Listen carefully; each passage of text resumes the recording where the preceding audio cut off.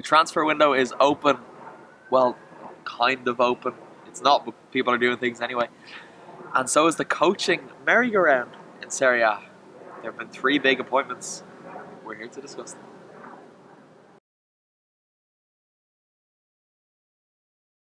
Welcome to Forza Italian Football TV. I'm Conor Clancy. I'm Nicholas. And we're here to discuss the coaching merry-go-round in Serie A. Right, so I suppose the biggest appointment to happen already this summer is Luciano Spalletti, who has gone from Roma to Inter. We kind of knew it was happening for a while. You put up a tweet when it was announced, and I kind of mocked you, saying, "Oh, he'll do a job till November, and then we'll have that post-sacking discussion again on the podcast." But what are your thoughts? But both objectively and as an Inter fan, I think it's a really good appointment. Actually, I think it's one of arguably the best appointment they've made since Jose Mourinho was in the hot seat. Well, there have been many. Yeah, there's been a lot of them to choose from. But I think it actually does show a bit of thought behind it. It might have just been lucky, to be honest, because after you go through that many coaches, eventually you might pick a good one. But no, to be honest, I think he's been extremely underrated, the job that he's done at Roma on this second occasion over the last 18 months or so. He came in there to a team that was suffering in terms of their mentality, the culture, and he's completely turned them around in a short amount of time. And that wind's not good. No, it is a bit windy, so our apologies if the audio is kind of not great. But no, he copped a lot while he was in the nation's capital. A lot of it was possibly based around Totti, for not playing him enough, and then for only playing him for 2 minutes, and over really just finicky things, not really anything. But when you look at the way Roma was playing, the way he transformed that defense was probably the most impressive things. And from an Inter perspective, when you think that, well, that is the area that Inter need to build from, build a defense, and then they can possibly push towards worrying about and increasing the attacking personnel. I want to get your thoughts on the mentality that he could instill at San Siro, because I don't know about you, but I've always seen Spalletti as someone who doesn't really take much shit. He was a bit of a terrifying man if you got on his wrong side. But you've gone on time and time again on the podcast about how Inter's mentality is just vile. They're spineless at times. Is he the man to reverse that? I think so. I think if Inter stick with him, he is. That's a huge if, and it is key. They need to stick with it. They can't just give him 6 months and expect everything to be changed. But I think Totti is I mentioned it, but it is the perfect example in that, if he was going to kind of kneel to anything and, let something go because there was so much emotion around it. But you know what? He played the best Roma team he could, and full credit to him, because Roma did the best they could because of that. So I think that shows that he isn't going to take any stick. I honestly don't think he would have taken the position if he wasn't going to get a certain amount of power to do what he needed to do, in terms of get what he needed from the team, the squad members, and if certain players aren't reaching a certain level, or in terms of performance or attitude, I think he'll be more than happy to let them go, irrelevant of who their name is. Yeah.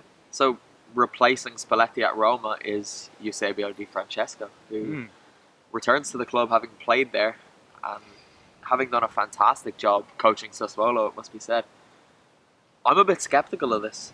I think this might be a move too big too soon for him. I think Fiorentina was another vacancy. I think that was the perfect middle ground for him. Yeah. But Di Francesco at Roma, a Champions League team, competing for the Scudetto. It's huge. It is a big risk.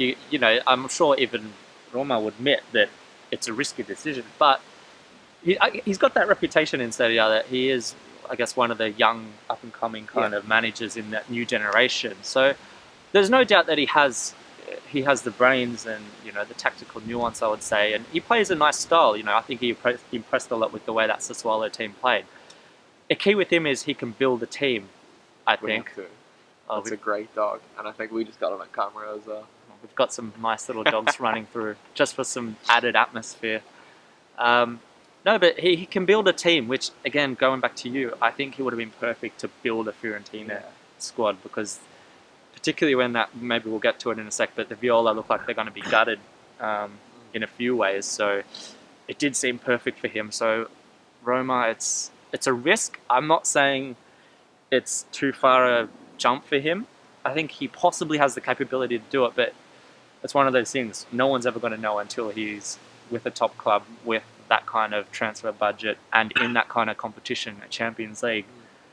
At least he's got that Europa League experience now. Yeah, as limited as it was, but yeah, it's risky. He has earned this. I don't mean to come across that he hasn't, because the job he did with Sassuolo is remarkable. He got Sassuolo into the Champions League. Europa League, rather, but but all the same. No, it's a remarkable. It's like Atalanta this year. It's astonishing what he did there. Incredible, and it's so easy that we forget about 12 months ago. Yeah. We're all talking Atalanta now, but it was incredible, and it is incredible what he did for that team, and he built that team. He was there for 5 years, I think, and brought them up. So,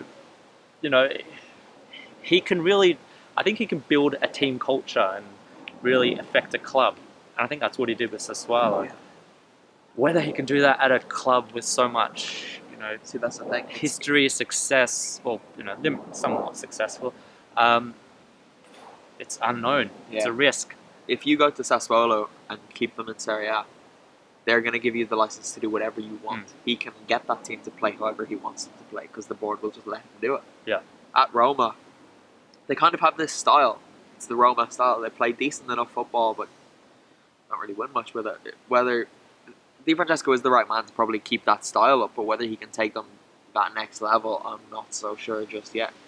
I hope I'm proven wrong, but I have a feeling they might drop out of the Champions League places next year. Yeah, it's too early to say at the beginning of the transfer window, but I kind of agree with you. Not necessarily because of Di Francesco, but because of Spalletti leaving. Yes, because I think that has a huge effect. And if some of those defensive players leave as well, then Roma could be going back a season or two. So the only thing is there is the additional 4th place next season as well. Which is Mohamed Salah could be leaving. He'd be a big blow. Yeah.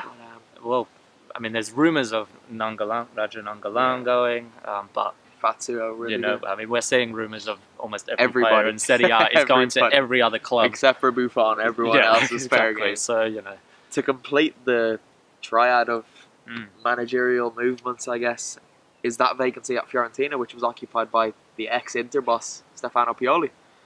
He'll set them up quite nicely, I'd imagine, for next season. Yeah, it's a difficult one. I quite like them. Fiorentina, we laugh at them because they can't defend. They're a bit of a joke. Pioli won't have that. He did a great job at Lazio to get them up into the Champions League.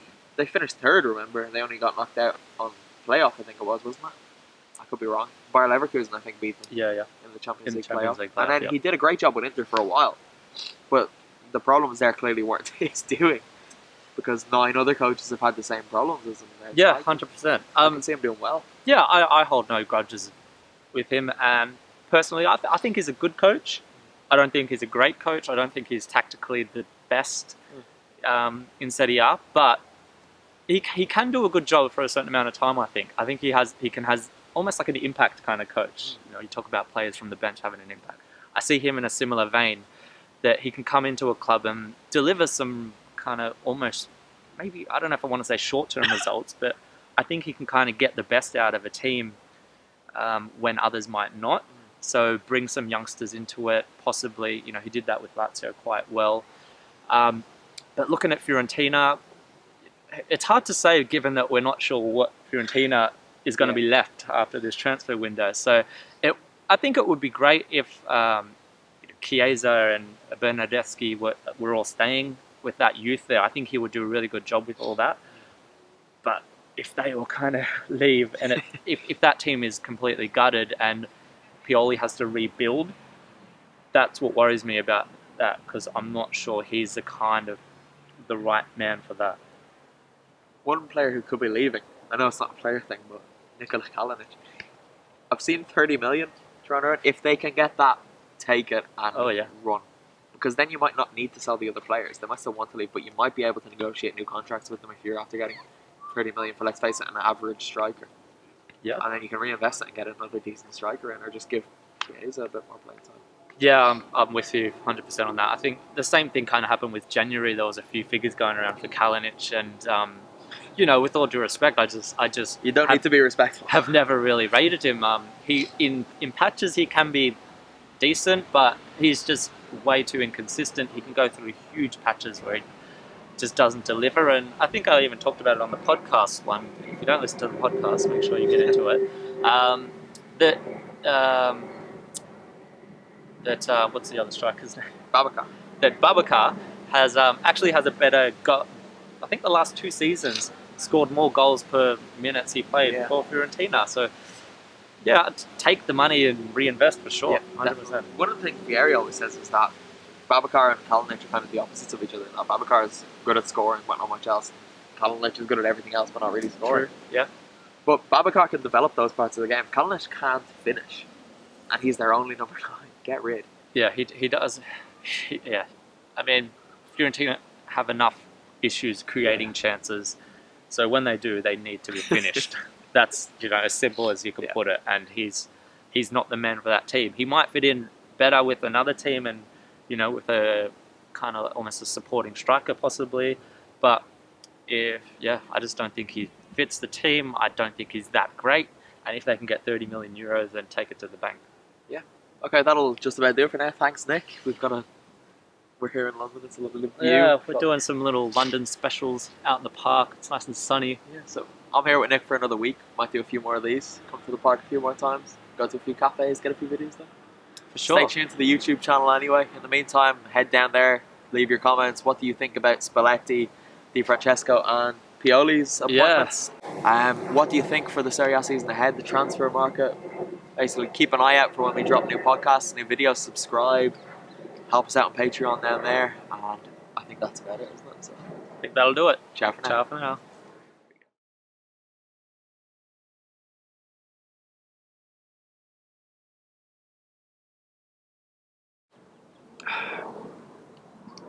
You're outdoors. Use your outdoor. Welcome!